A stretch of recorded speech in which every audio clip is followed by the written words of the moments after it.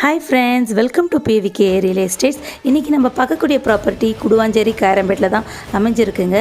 இந்த ப்ராப்பர்ட்டியோட ப்ளஸ்ஸே இது ஒரு corner plot, south east corner, 40/60. 40 வந்து சவுத் ஃபேஸிங்கும், ஈஸ்டில் வந்து 60 ஃபீட்டும் ஃப்ரண்டேஜ் இருக்குது.